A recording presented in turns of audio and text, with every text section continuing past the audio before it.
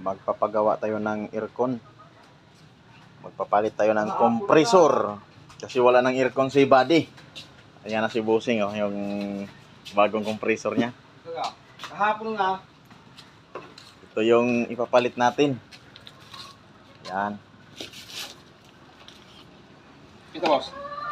Kung sakali hindi na pwede yung dryer mo, ito yung papalitan natin, boss, ha? Oh, sige, sige. Oo. Papag lang.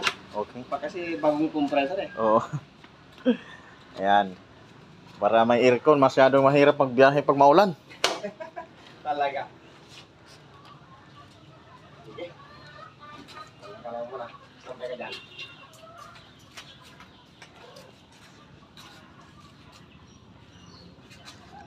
Ito yung